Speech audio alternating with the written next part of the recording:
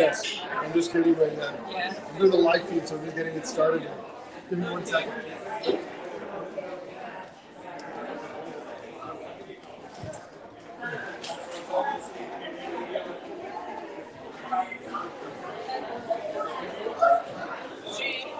Yeah. I read it.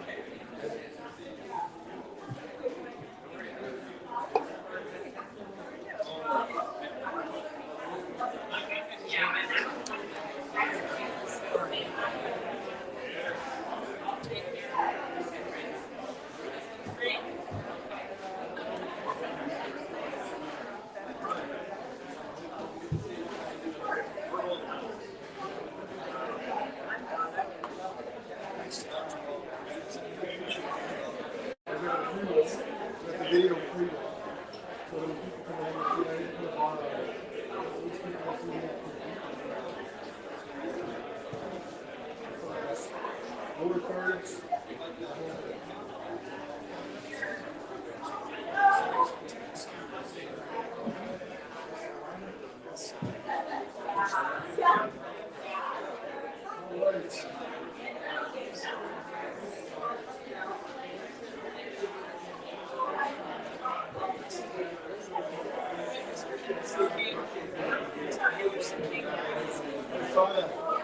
Just gotta get this up there.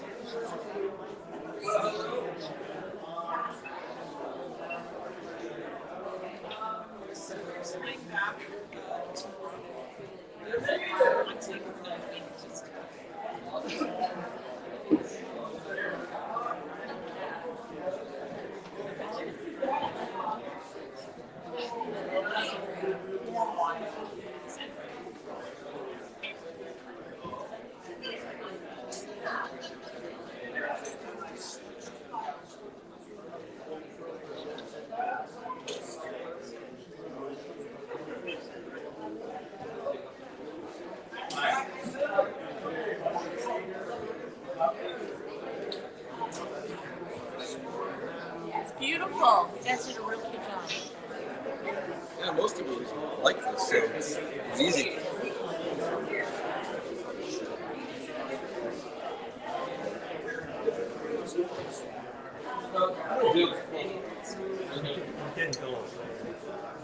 There's a bunch of millions of people out there.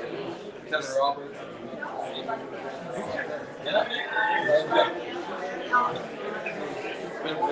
Others. Oops.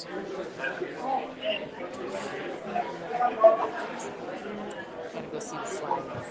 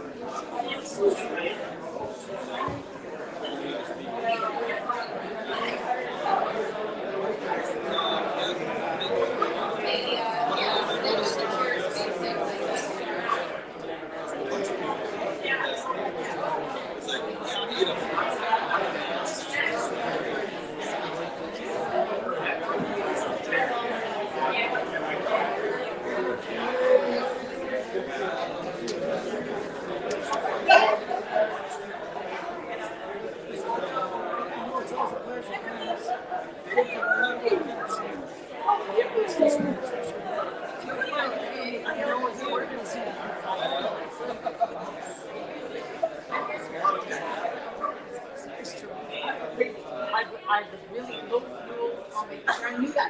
That's why I got that work. Yeah, I go that way. I get that. I go to oh my god. Oh shit. And then I hit the red road and then I go, oh my god. And I'm beating 100 stuff behind me and then I was yeah. I was just saying my yesterday. Yeah, the gas station. And then I go to get gas and it says pay inside. So I go inside. Go back out. He didn't do that. No, it's like yelling. Go back out. These people are standing and watching and they're just like, you're not going back. You can right here.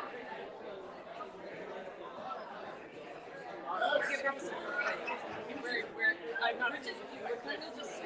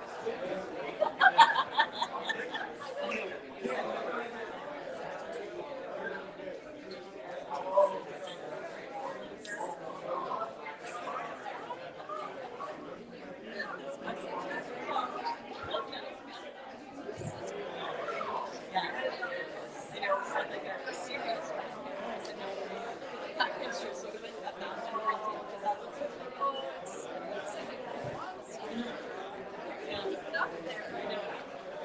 And it was funny when it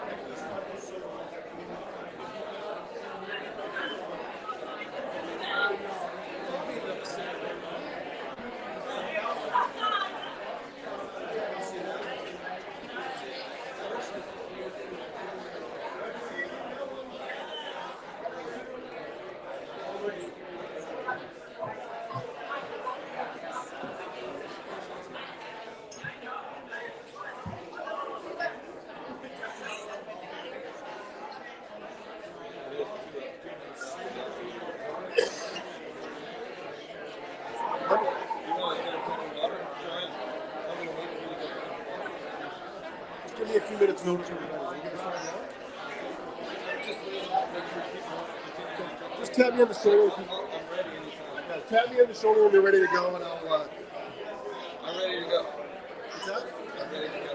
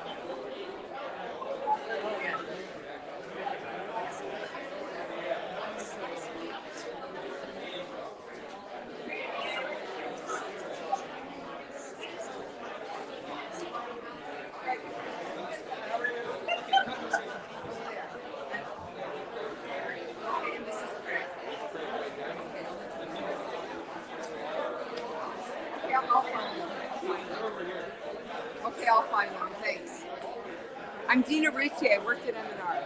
Oh, hi. Very cool, man. Live with us. Yeah. Well, thank you for coming. My pleasure. And I forgot to tell you both that Stephen Spencer and Michelin Spencer. Do you I remember that, them? yes. Okay, so Stephen studied under your dad to get his master's. I remember that, yeah. And now he has his PhD and his kids have graduated university. They send their condolences in Alberta. And actually, we both went to, your parents and myself went to their wedding in Alberta. It was in North Bay, back in May of '97. Yeah. We go way back, early '80s. Well, they want to see this. It's going to be on YouTube. Okay, Forever. perfect. Well, Okay, perfect. thank you for coming. My pleasure. Did you come on Thursday or was that I Scott? did. Scott and I both did. Okay, and I did Scott that one. It was either one of you. I just remember getting that I was sneaking from here. It really helped me. All right, we're going to get started. You want to start? Whenever you're ready.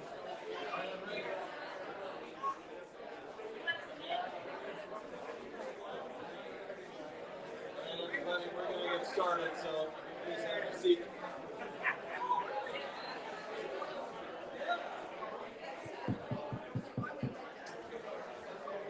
Not loud enough?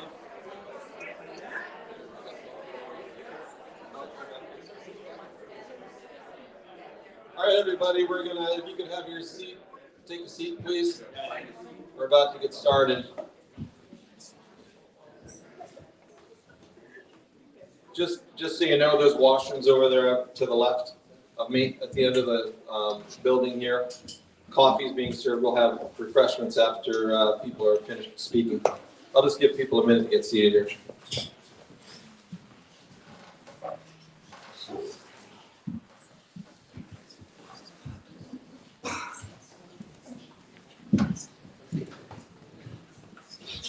All right, well, our family would like to welcome everyone who traveled from near and far to be with us today.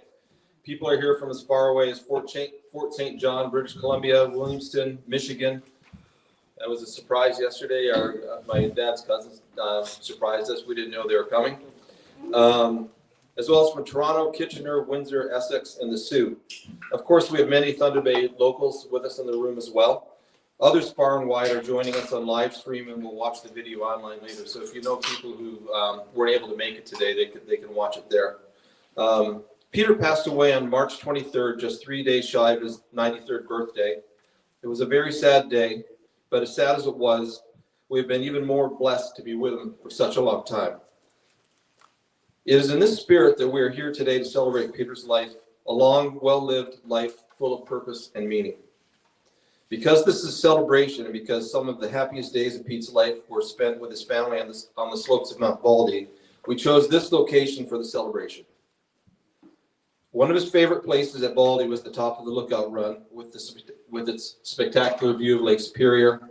He also loved watching the acrobatics of the ravens playing in the updrafts as he rode the chairlift and gliding through the snow-covered trees on the cross-country trails of Pine Top. Peter leaves a profound legacy, as will be apparent today when you listen to the line of friends and family who are speaking today. So without further ado, I'd like to introduce Nick Baccante from Fort St. John, British Columbia.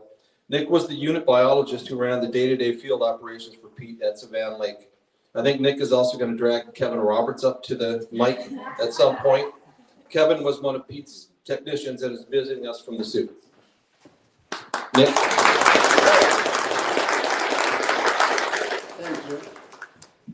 You're gonna regret this, you know. Oh yeah, the camera, right? So I could tell. We don't have time to tell. I could tell a lot of stories about Pete. There are great times we had at Savannah, and Dorothy as well too. I just want to mention her. I guess she was great. Got to meet her and be with her many times. One of the things that we shared, all the people that worked there, that family came first, and family was always important. And I think that's why we all got along so well, because family always took center stage. You know, work was a way to support the family, so it wasn't the primary objective. It was the family was the first thing. So, and it shows. You know, look at you guys, kids, and your families, the way you grew up. So I've got tons of stories I could tell about Pete, but I won't because we need about 3 hours. But the one I want to say is because I think that kind of signifies or shows the kind of person that Pete was, is when I was hired, because when I finished university, my first job was at Dorian and Fish Hatchery. Worked there for a couple of years. Had a great time. Worked with brook trout and Lake Nipigon. But I always wanted to go and kind of research the side of things. So the manager there knew that, and he tried to connect me with people that were in that field at MNR. One of the first persons I connected was a lot of you guys remember Wayne McCallum, the Lake Superior, and at the time he didn't have an office in Thunder Bay. He was stationed out of Sault Ste. Marie, but he came up and spent a week doing larval smelt surveys on Black Bay. And I went out, camped out with him. I spent a week with him on the lake, on the research boat. And to this day, I'm sure, I'm willing to bet this was the last time there was a larval survey of smelt in Black Bay. And so I got to know Wayne, and he said, well, we're going to have an office in Thunder Bay, and I need somebody there, so you should apply for the job. And sure enough, down the road, the job came up. I applied for it. With the usual government bureaucracy and requirement, I was short because they required, I think, 4 full years of experience as an NR, which I did have, but I was summer students for most of those. So Wayne, I didn't qualify for the interview, so Wayne ended up getting somebody else that turned out to be the bad choice for him, but not because he didn't hire me, because it just turned out that way. And at the same time, then I met Dick Ryder, Terry's other half there, when he worked with, and he was the other research scientist, worked up here on Spruce River Road. And I gave him a thesis that I did in university, and he really liked it, and he passed it on to Pete, says, this guy might be interested in it. Pete was looking for some new blood in the unit. We won't say who the old blood was, right? That's another many stories on that one, right, Jim? Yep. So I applied for the job again, and same thing happened because I was short the required number of years of experience. Undeterred, Pete, he's not one to follow the rules. He says, he figured out a way. He says, we'll cancel the competition and we'll re-advertise it. And he put a little qualification, says people with less than a year of experience will be considered at a lower starting salary, and then you can work your way up. So he did that, and I ended up getting the job. And that really pissed Wayne McCallum off because he found out that following the rules is not the way to go. So that in itself will tell you the kind of guy Pete was, right? And for the next 20 years we worked together, we did our best to avoid following any rules. And, his favorite thing was, don't let anybody higher than a regional director know that we even exist. ADM, deputy ministers and that level people, they come and go all the time. And they all want to come and leave a mark behind, and they want to cut this and do that so they have a legacy. And so Pete's job was to keep those people away from us so that we could do our job. And that's... that pretty much, should tell you the kind of person Pete was. We got along really well. We had a culture of work hard and play hard, and many times at the end of the day, after a hard day and after a big feed of walleye and a few beers in hand, watch the sunset go down and say, it doesn't matter what happened tomorrow, the bastards can take the day away from us, right? And I think that's a good lesson for life, for all of us in general, don't wait around that somehow tomorrow will be better. Just have fun today. And so there was that's one of the reasons we got along. And after I'm done here, I'll bring Kevin up, who also is an integral part of the group, and you'll, I'm sure, feel the same way about what I'm saying. And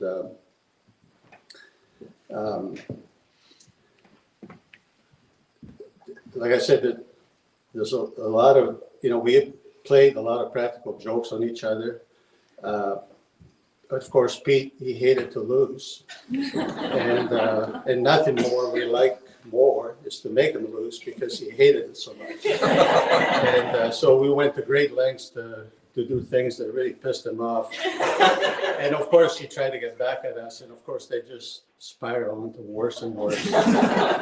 And did our best to keep all the details. So Dorothy knew nothing of what was going on in Savannah because, she always felt, tell people, you should grow up. So, and I always say, don't grow up. It's overrated. Anyways. So I won't take too long. I mean, I'd be happy to share other stories with people because I don't want to take too much time, but I'm going to read you a few phrases that I put together over the years because one of the challenges was we had this little psychological game going about trying to figure out each other's what we were thinking and what we were doing, so which is a great kind of a way to develop a team, right? Because you could depend on everybody, on each other, because you knew what the other person was thinking. And one of the things that Pete liked to do is sometimes, he come into my office, rubbing his nose and start philosophizing and says, well, we should really do this and do that. And I translate and what you really want us to do, right? So I thought I'd capture a bunch of those phrases and I wrote them down. And you guys, I might have given these to you.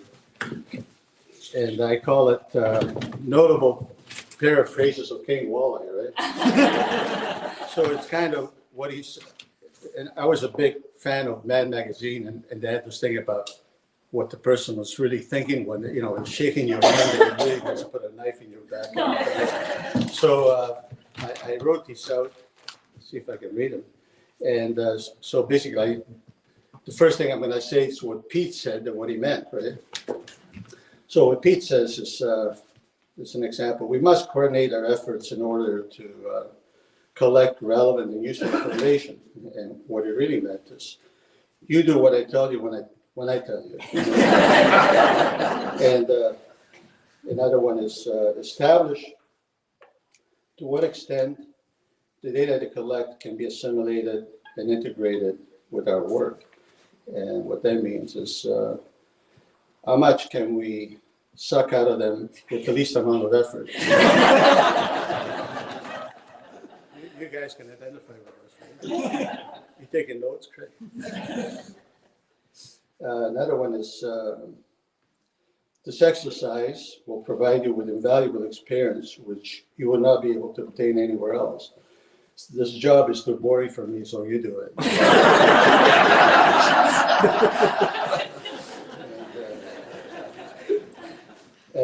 And this is, they're not really that much made up. I mean, I try to capture pretty much what he was saying. So he comes, he's coming across like this, in a learned way, but what he really meant is to do the dirty work. Let's see. We must conform and adhere to ministry policies in order to carry out our job efficiently and correctly. And what he meant is, let's make sure we cover our ass.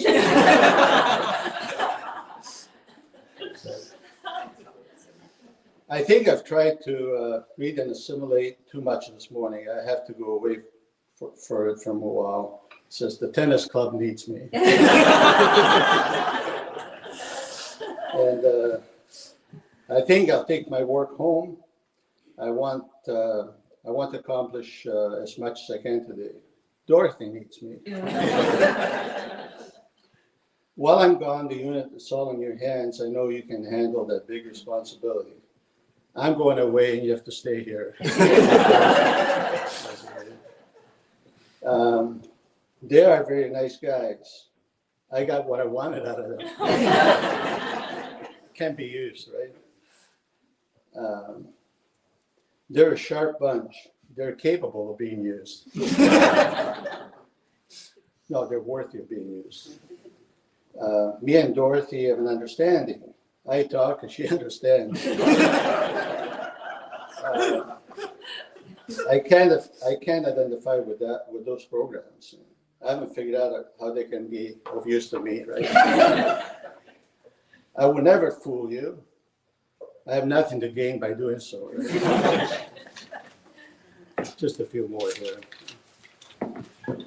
I want you to look good. You're a reflection of me. Didn't want us to embarrass him in any way. Well, that didn't work. I'm open to your criticism as long as you agree with me. I'm not sure how much we should tell them. Let's first find out how much they know. You're lucky to be working at the Walla unit. We're even luckier to find anybody to work for these wages. Right, Kevin? Yeah. I've helped many people to become better persons by letting them perform tasks which I will not enjoy. And I want you to feel important today by having me phone you. I need some information from you. We will have to determine your usefulness to the unit before we can hire you. To what extent can you be manipulated? Whatever decision you make will be the right one. And what he meant is, don't ask me for advice on this one because I don't like the options you have and I don't want it to be identified with the decision. And just a couple more. We'll play on an even playing field until we can figure out how to tilt it our way.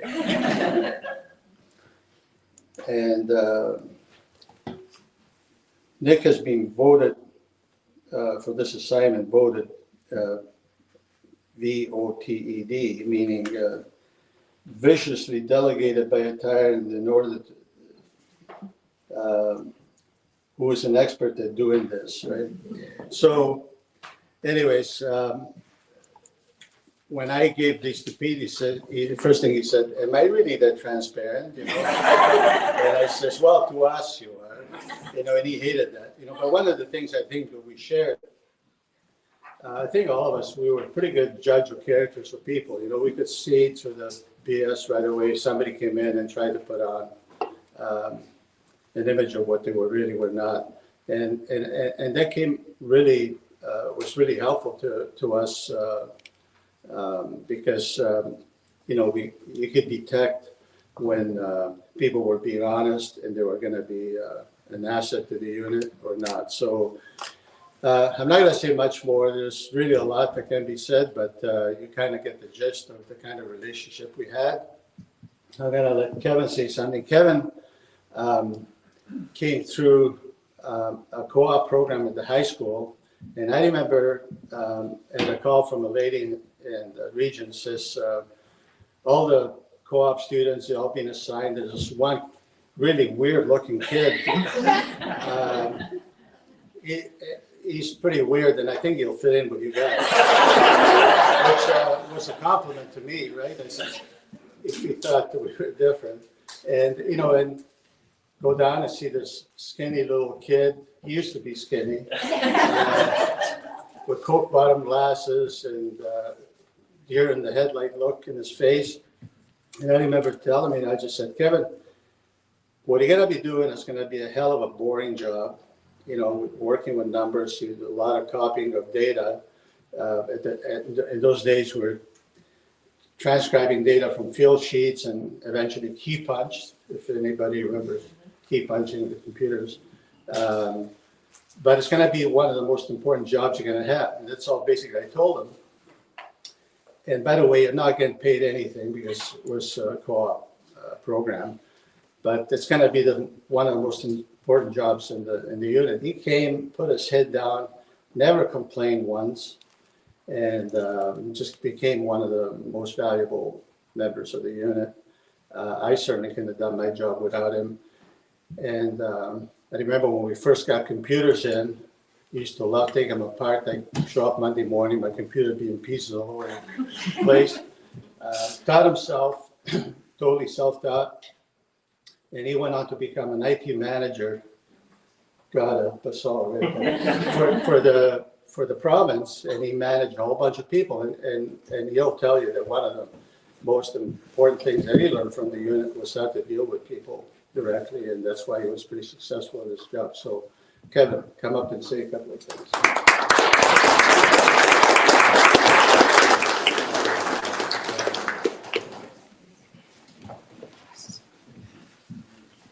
Can you hear me? Yep. All right, I'm going to turn my hearing aids off because I've heard this before. So picture this, November 10th, 1980, this young 17-year-old kid coming out of grade 12 walks into the walleye unit and meets Pete Colby. About a year later, Charles Manson walks into the walleye unit. Pete was a huge influence on my life, as Nick has said. Imagine 17 years old, and here's his father figure that's running this unit, and good sense of humor. I didn't mind doing the work at all because of the relationship that we had in the office that was established right away. We became close friends, and he was obviously a big mentor to me. I remember when I started there, sitting outside of his office, he had this table, and as Nick was saying, I was doing all this data stuff. And Pete would come in, stroll in, about 9 in the morning, and he'd stop and talk to me. And so as he's talking, he's lining the papers up to the edge of the table, and and the whole time he's talking to me, wasn't really looking. He's just lining everything up, and then he'd go into his office. So end of the day, I'd mess everything up, and next morning he'd come in, and the whole procedure repeated all over. Went on for a long time. But that was actually a big thing, a 17-year-old kid. I went fishing, so I knew walleye. And here you are talking to a person that runs the walleye unit.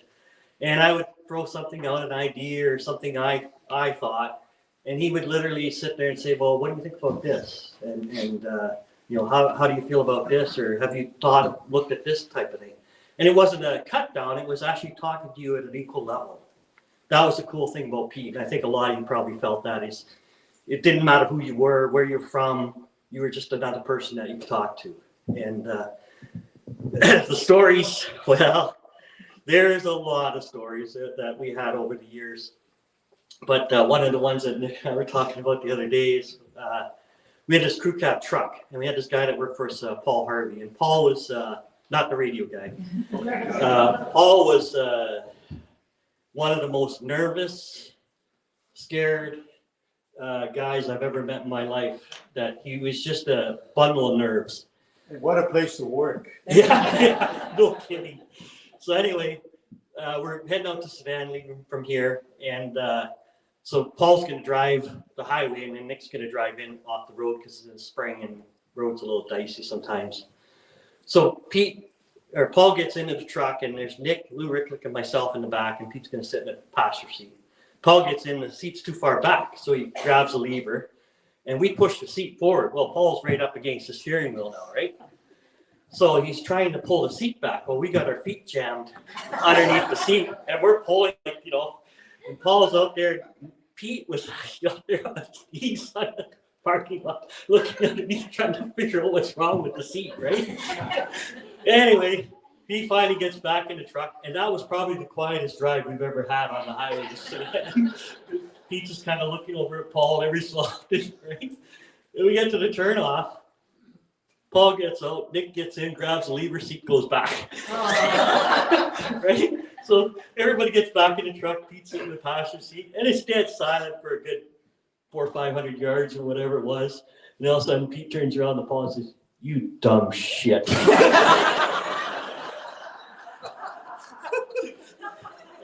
there's so many times like that, it's just so much fun. You know, Pete, my first year at Savannah, I was working out there and we had our end of the year event and I was showing some people around the camp. And I come to Pete's room and I said, you know, if you look inside this room, you're going to find it neat, tidy, clean, and very square, just like him.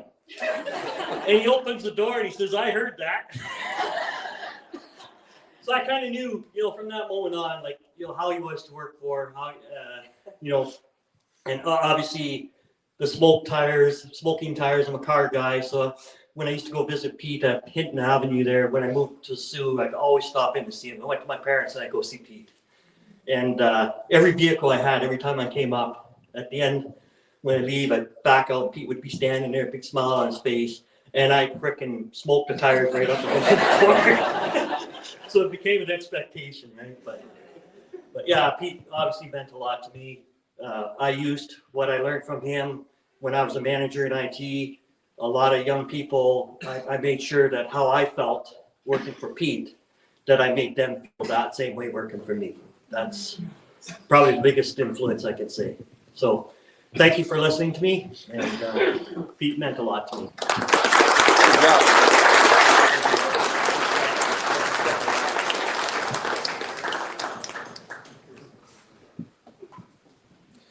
Okay, I'd now like to introduce Terry Ferguson, one of Pete's closest friends. Terry met my parents back in 1996 when my dad bought his baby blue Chevy Blazer from Terry. I don't know if many of you may remember that vehicle. They hit it off immediately and there was no looking back. Terry was always there for Pete in good times and Gloria and bad. And for that, we are very appreciative. So Terry, if you wouldn't mind coming up.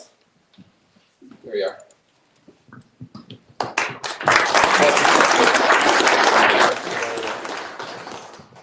Well, I thought I was going to be able to wing this, but unfortunately, I got to go to the paper. Sorry. It's short, much shorter.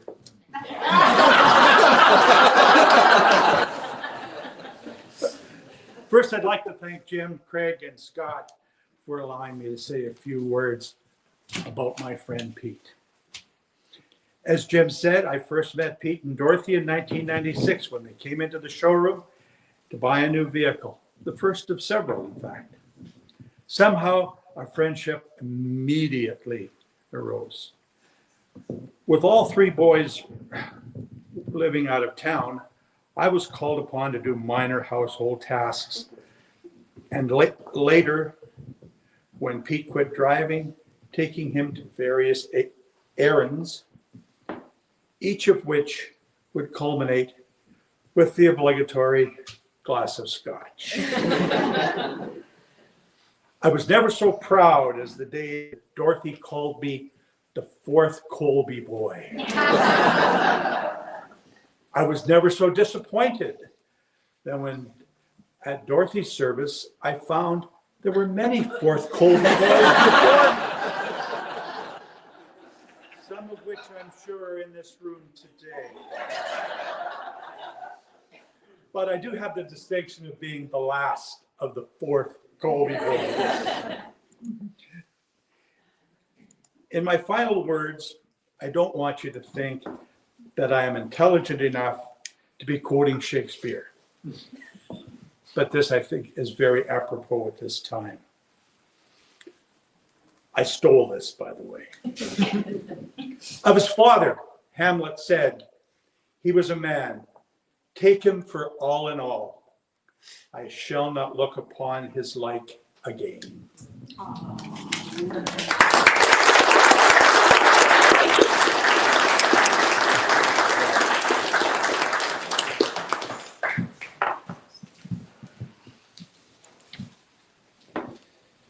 This speaker needs no introduction, the newest member of our family, Pete's daughter-in-law and my incredible wife, Joanne Harney.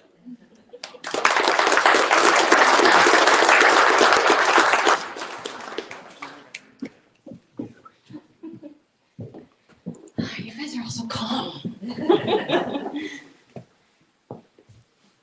I'll do this for you, Pete.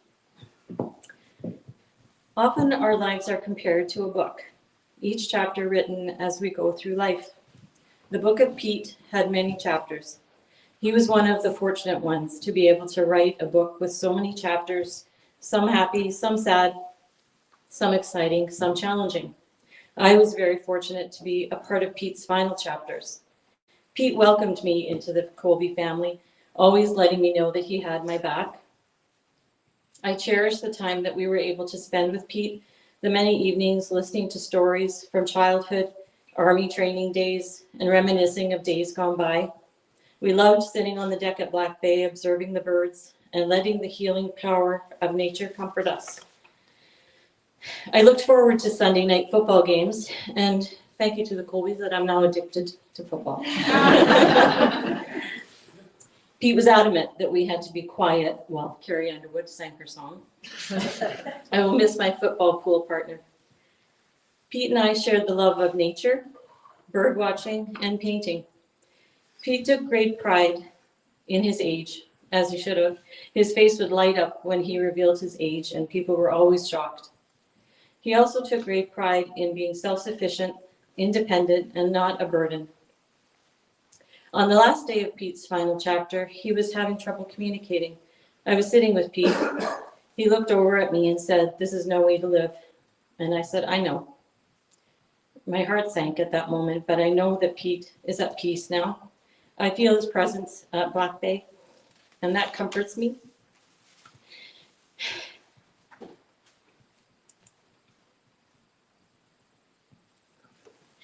The book of Pete has been written, filled with many chapters of wonderful stories and memories, love, accomplishments, and life experiences. It is a bestseller. I miss you, Pete.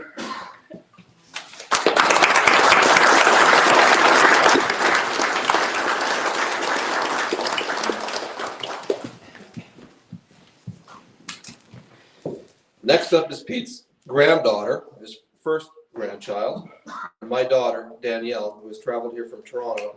She will kick off the eulogies from the grandchildren. Danielle?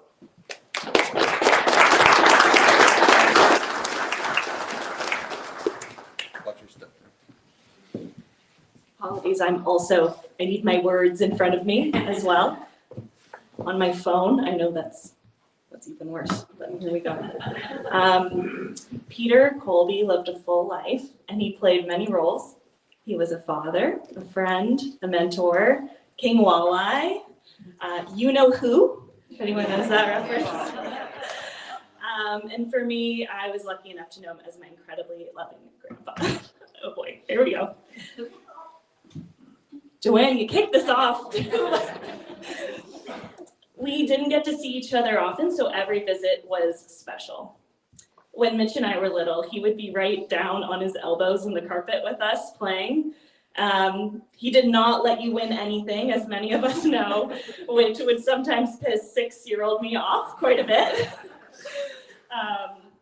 The backyard in Thunder Bay felt like a magical little space where we would sit for hours watching the birds and the wildlife. One year we found caterpillars that turned into chrysalis, and they took pictures of the butterflies hatching after we'd gone for us to see. We would go to camp at Black Bay, where we would pick raspberries from the bushes along the driveway. We would befriend a local chipmunk. We would drive very slowly to the dump to hopefully see a bear. Everyone knows that.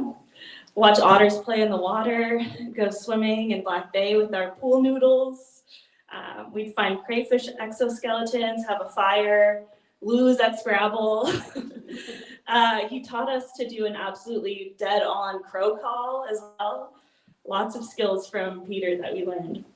It was a very different life than anyone that we knew when we lived in England or New Jersey or even friends in Toronto now really ever got to experience, so it's very special to me that we had that growing up as kids.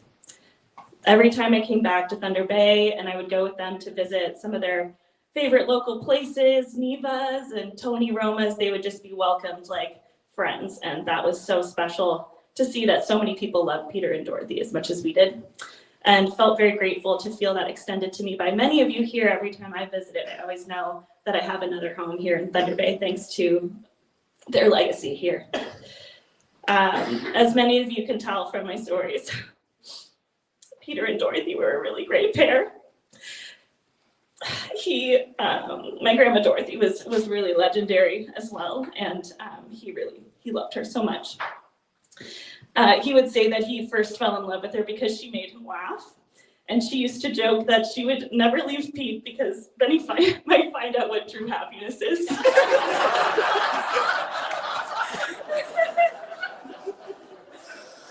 And he loved that joke too, you know. When Dorothy's dementia became serious, it was hard, and spending time with her was really special. And even when she was really, she'd get really confused and angry, but he was so patient, and he would be there with her, holding her hand, looking at her with just true love in his eyes, telling her how much he loved her, that she was just his beautiful Viking princess. He visited her all the time, was just so devoted, and when she passed, he was absolutely devastated. So I don't think that her joke came true in the end. As I got older, I learned even more about how much of an incredible person he was in other parts of his life. His work truly made an impact on the world, and I'm very proud of that. But somehow none of that ever made him feel too important or busy to be a grandparent. And I think that's what's so special. My memories of him will always have that feeling of a cool summer morning in Black Bay, because of those special childhood memories that we shared. And I have this warm haze of love because that's always how he made me feel. So I feel very lucky that I got to know him, not just as a kid, but as an adult as well. And very lucky to have had the opportunity to be his granddaughter. Thank you.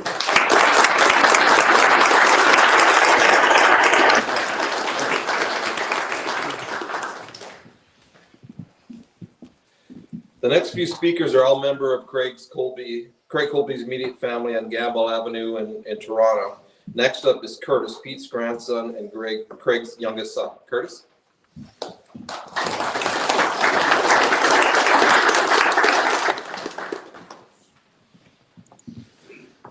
Before I start the speech, I want to mention that I am literally wearing his shoes right now. We're the same size, so yeah. My whole life, I knew my grandparents at Hinton Avenue. When I thought about them, I thought about that house. It was a wide, blue, 2-level house beside a beautiful hill and a wonderful creek. The summer I was going into high school, they had to leave Hinton Avenue. It was no longer safe for them to live there, and they needed help. I was there when they spent their last days at Hinton and their first days at Chartwell Retirement Home. I felt like I was losing part of my childhood.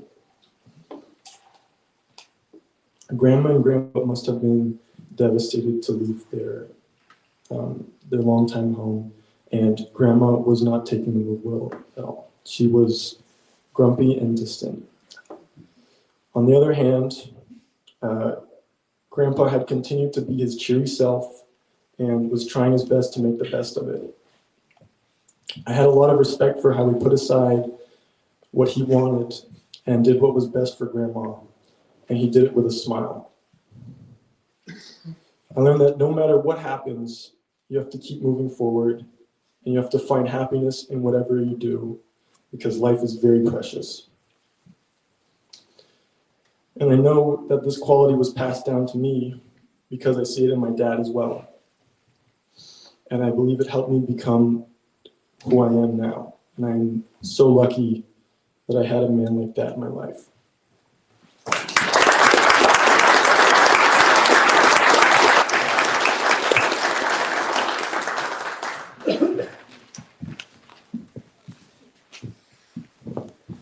Next up is Craig's oldest child, Curtis's brother, Shane.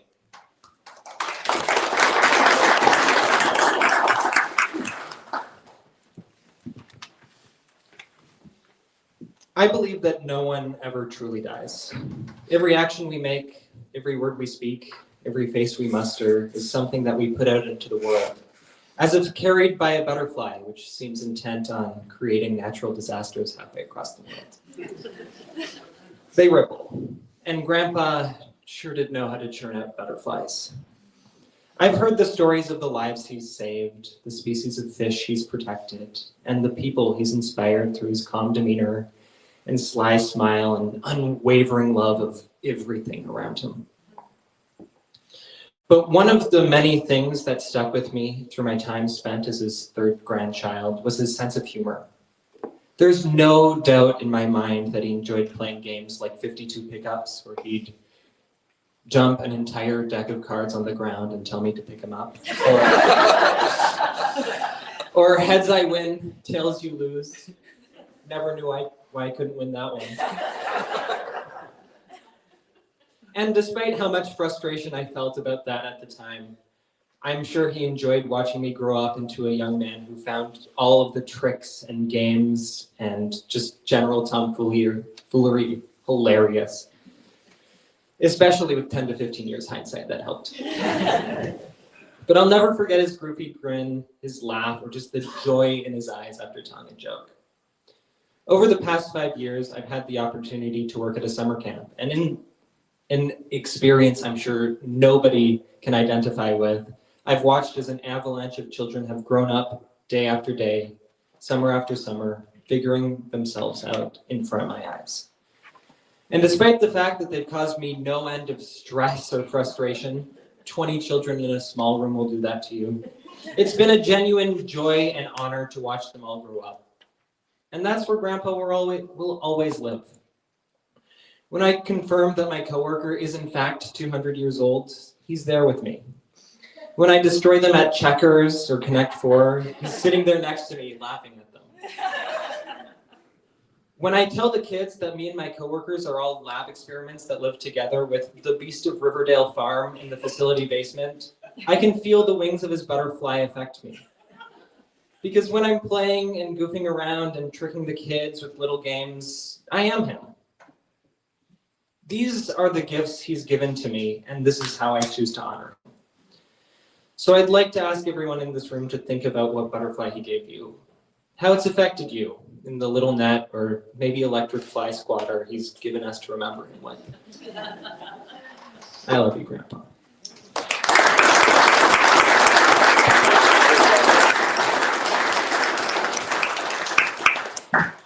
All right, our next speaker is Pete's daughter-in-law, Craig's wife, Shane and Curtis's mother, Nancy.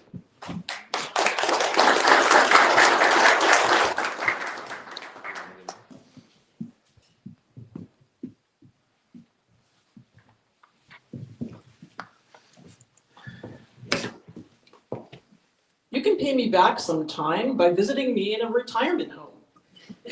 That's what Pete Colby jokingly said to me the first day I met him. It was the summer of 1995, and he bought me a ticket for a Thunder Bay Whiskey Jacks baseball game. Craig had invited me to tag along with his mom and dad. That's because we both happened to be home from Toronto visiting our families. We were just friends at the time, and none of us could have predicted that 30 years later, I would be visiting him in a retirement home as his daughter-in-law. From the beginning, I felt a bond with Pete. We had a lot in common. We both liked to ski. My family also had a membership here at Baldy. And as a child and teenager, I was vaguely aware that the Colby clan, with its 3 much older boys, also shared the hill. We realized after talking one time that our bootlocker one year was quite close to the Colbys. After I'd married Craig, Pete enjoyed hearing about our ski trip to Mount St. Anne. He also cheered from the sidelines as I put my ski instructor knowledge to good use, teaching his grandkids. On the rare instances when the visits home allowed us, he drove us here to Baldy to watch us and to enjoy a lunch in the chalet. We shared a love and respect for nature. We could both hold our own in the bush. He appreciated that I didn't shrink from mice, mosquitoes, or mayflies, and I knew my way around a canoe. He also appreciated that I raised his grandkids with the same love, respect, and took them camping, cottaging, and of course to Black Bay. Regrettably, our kids had been too young to experience a Colby fly-in fishing trip when their grandparents were still able. We also shared a passion for public service. We both worked as bureaucrats for the provincial government, He, as we heard, in policy and research, and I in communications. There's a camaraderie that comes with experiencing the whims of the political decision makers while trying to hold your line on your integrity. I cheered from the sidelines as well into his retirement. Pete continued to consult and do good work, not just for the province of Ontario, but also for Manitoba and Alberta as well. We could sit in the silence and enjoy each other's company. We'd read in the same room or sort puzzle pieces, often without the feeling or the need to say a word. I like to tell the story of how our very extroverted spouses were running around the house preparing to go to a wedding in Texas. Pete was staying in Toronto with my sons and I. When the taxi came and the front door finally closed, we let out a big, deep sigh and then laughed. Most of all, Pete and I shared a deep love for his son, Craig. Pete would actually hug his grown sons. Having had this example, I knew it boded well for my choice in life partner. You can't pick your in-laws, but if I had been given the choice, I would still have picked Peter Colby.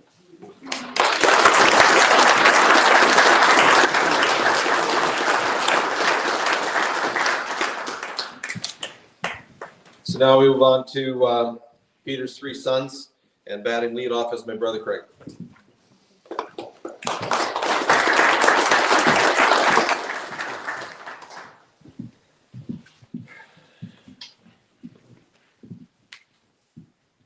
Why were we all so drawn to Peter Colby?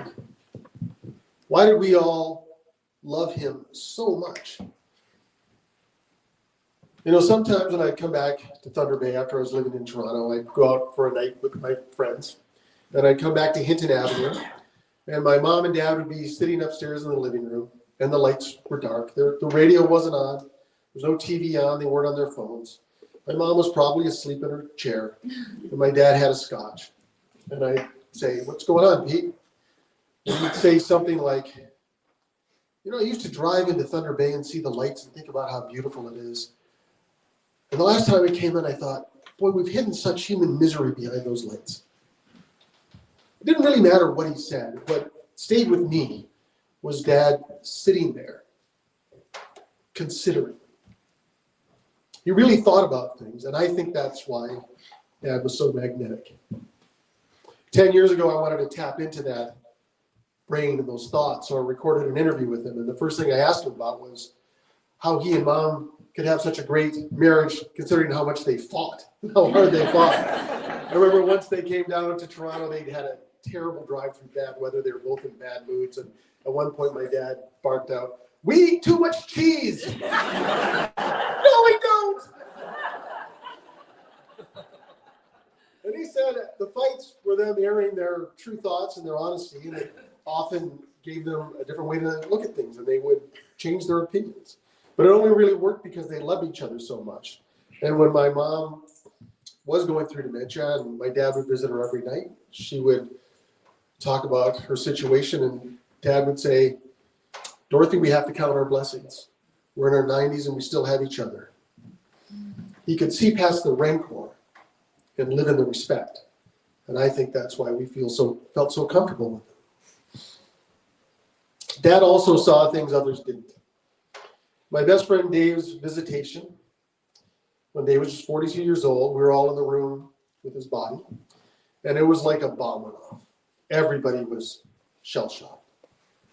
And because Dave's always going to be my ride or die, I wanted to be the last person in the room with Dave, and I was. But my dad was the second last person. Dad walked up to the casket and he put his hand on Dave's chest. Dave was wearing a Boston Bruins jersey that I'd given him, but underneath that was my dad's mock turtleneck. He was wearing my dad's shirt. My dad put his hand on Dave's chest and said, "Dave, rest in peace." While we were all thinking about ourselves, Dad was thinking about Dave. Dad to think outside himself, and I think that's why we admired him. At Chartwell, he felt bad that a lot of the workers there who were there from India had to do their work while through the Stingray and the TV, they were pumping out hot country or oldies. Thought that wasn't good for them, or maybe not what they prefer. And he said, do you like Bollywood music? Oh, yes, we love Bollywood music. The next time they showed up to clean his room, he was playing Bollywood music. And they lit up, and he lit up telling that story. Dad met you where you were.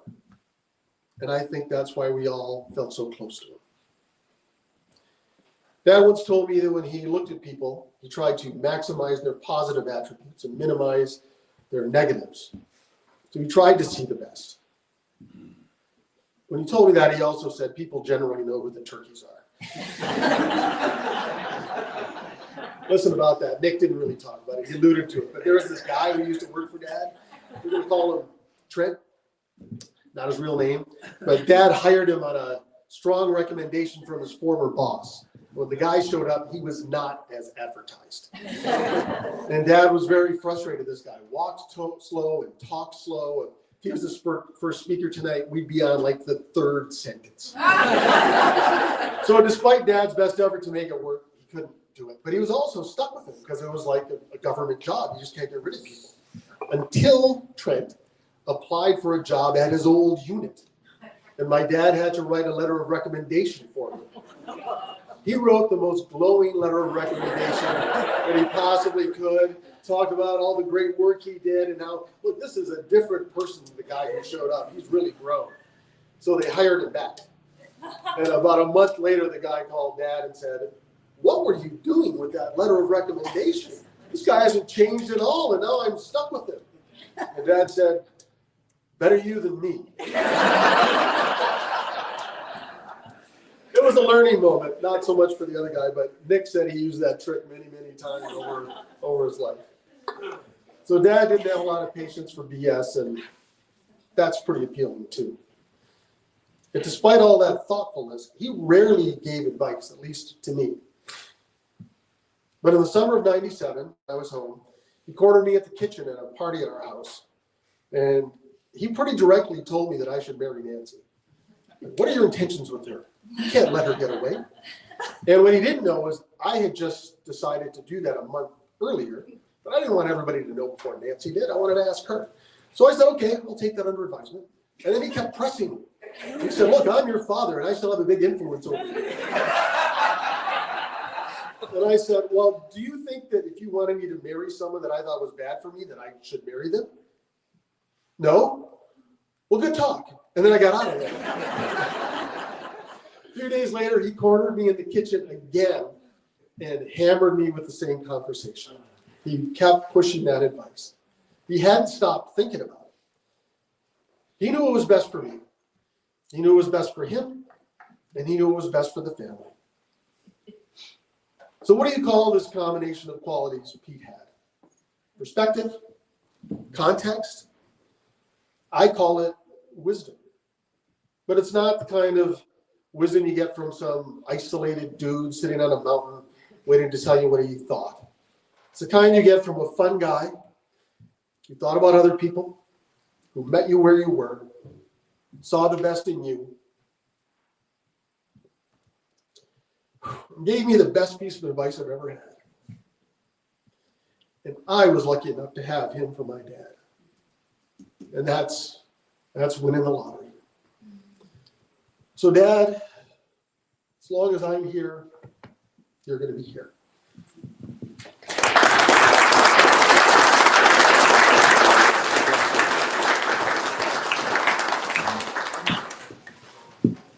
Next up is my brother Scott.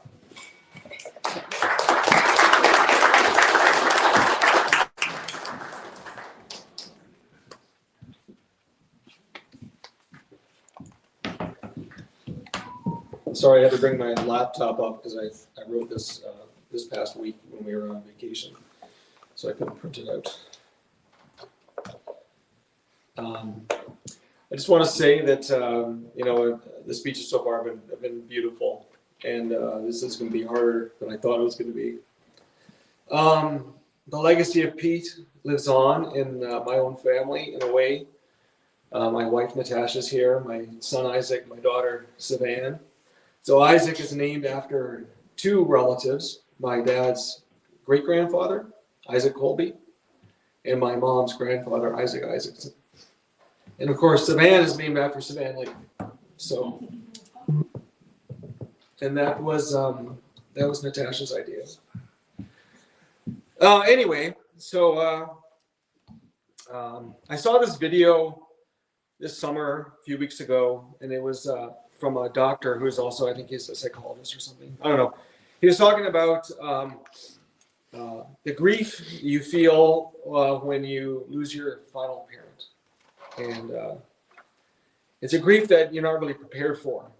To say that at age 60, you're an orphan.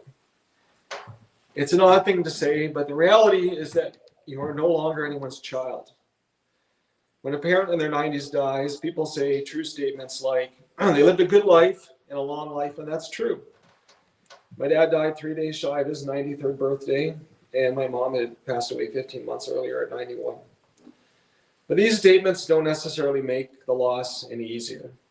You are losing someone who cared for you and knew you your entire life. They're also the keepers of the family stories. So much of your present and past life disappears with them. For me, losing Dad in March was more difficult than losing my mom in December of 2024. Of course, losing Mom was very difficult, but my dad was still there. And to be honest, I always thought my mom would outlive my dad, given their family and medical history. Mom was gone, but Dad was still there, and I took great comfort in that. So many times since March 23rd, I wanted to pick up the phone and see how Dad was doing. Sorry.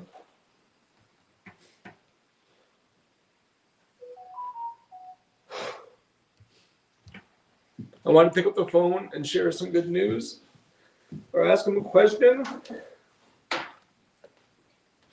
And then the reality hit. Anyway, it got me thinking a lot about my dad. And I started to think, what are some of my earliest moments?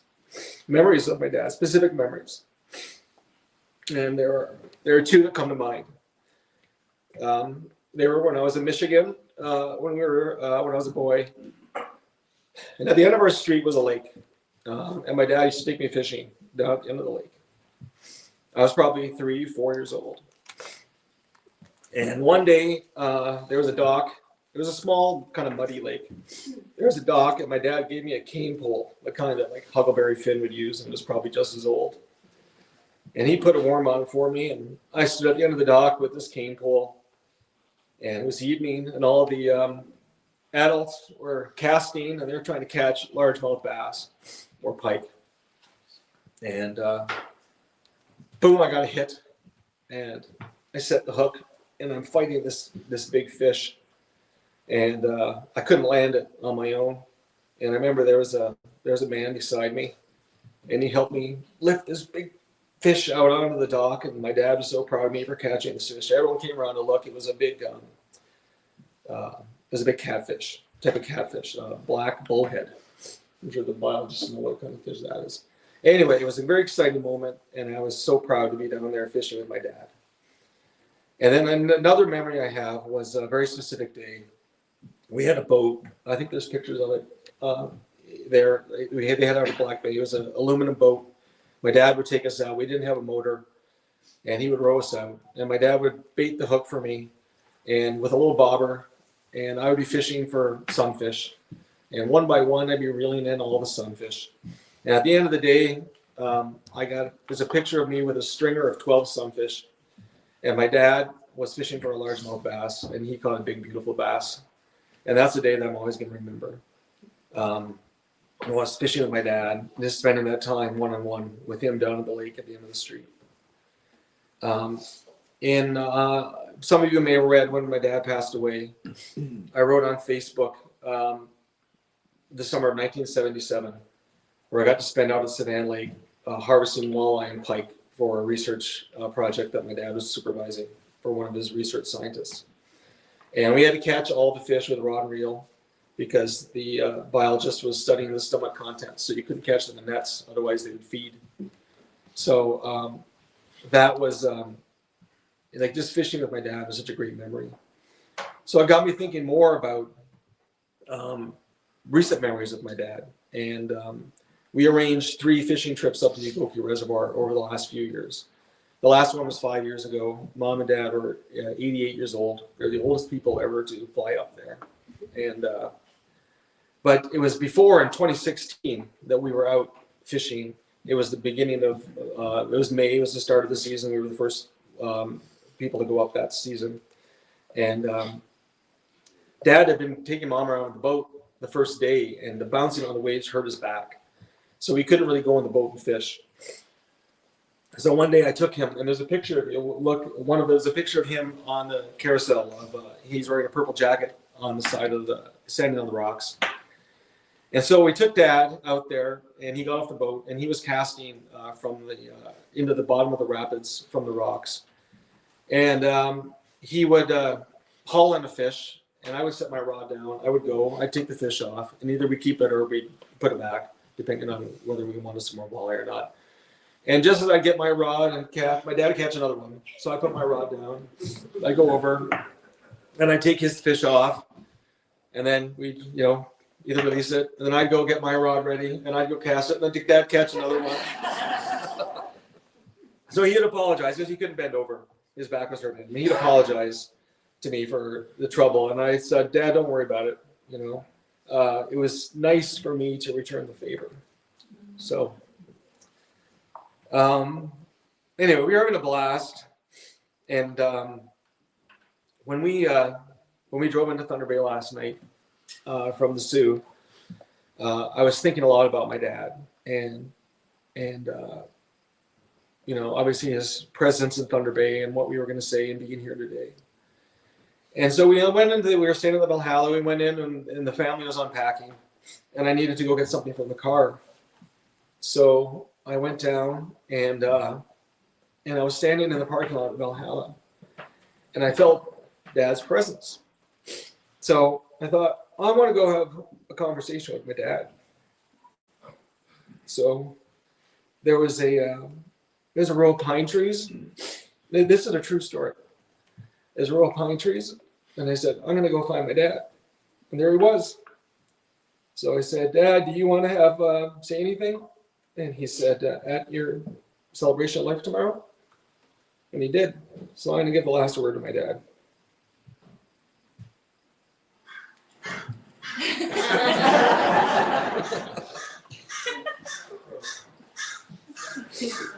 That's incredible. I love you, Dad.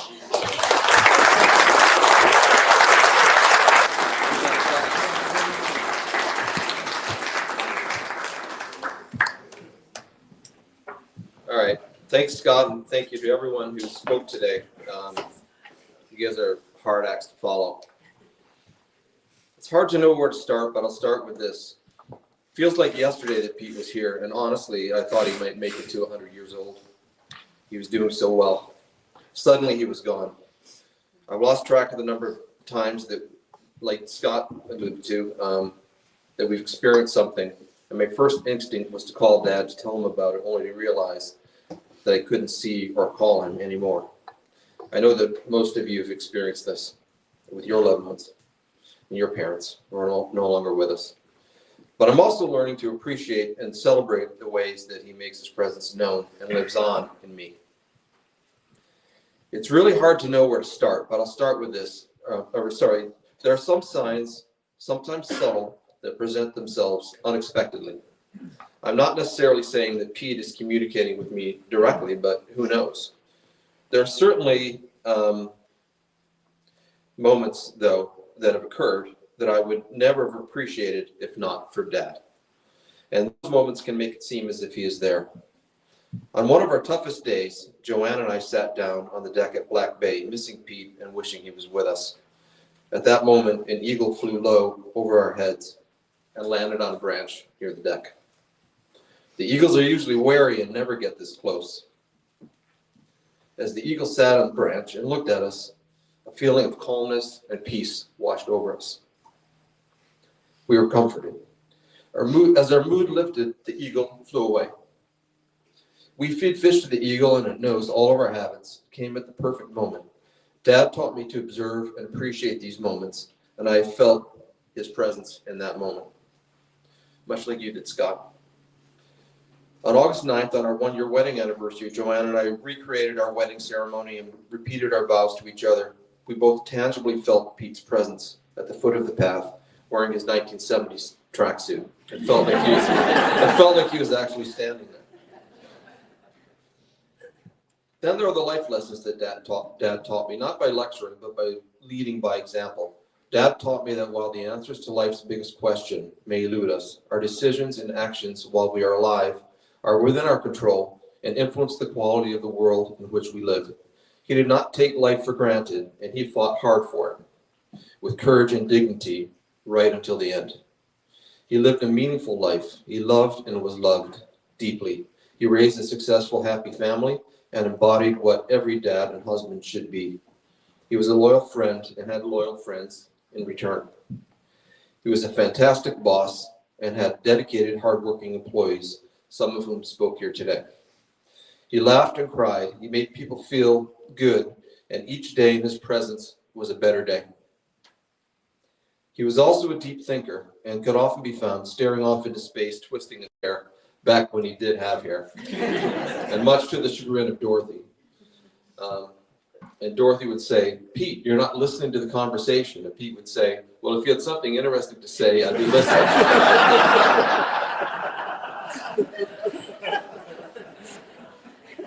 Dad loved me, always supported me, and showed me how to live a purposeful life.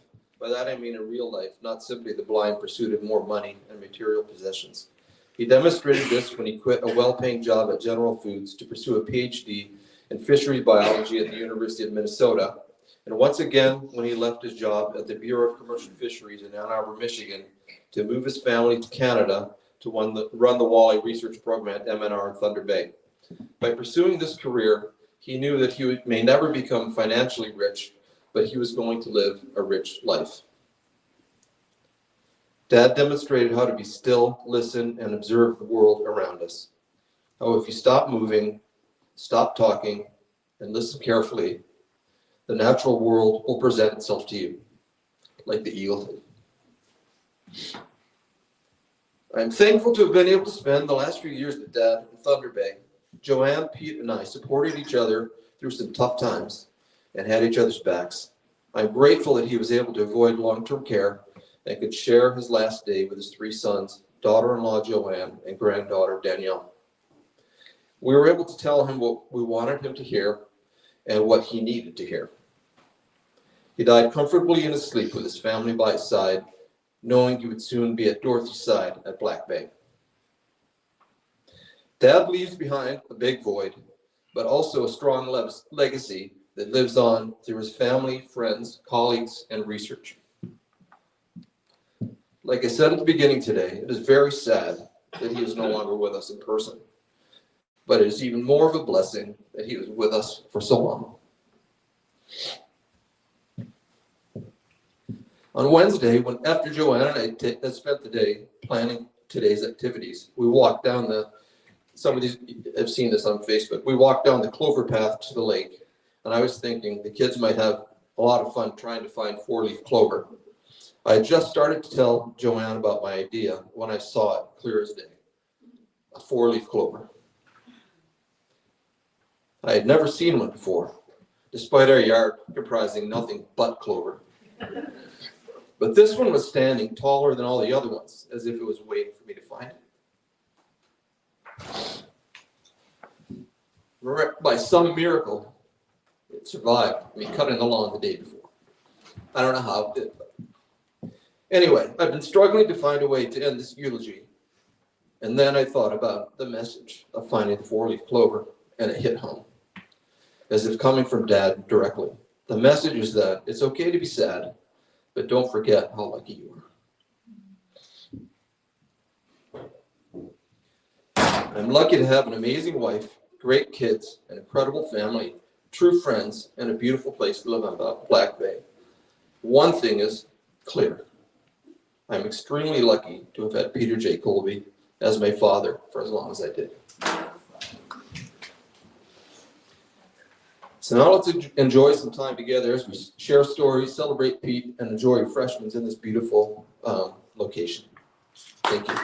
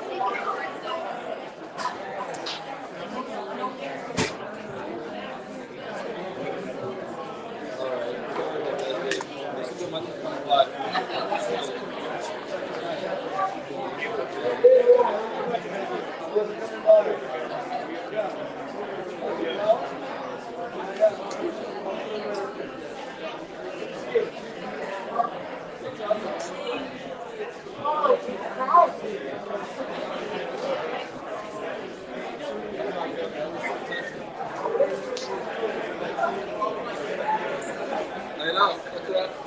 Yeah. Yeah. I don't know what it is. I walked to the trees and there was a crow right in the tree and it was covered up. I pulled my phone out and started recording it. I didn't have to look. Down that one, there's little trees. Like, I bet you if I go over there, there'll be a crow. And I went and it was right there. I took my phone out and recorded it.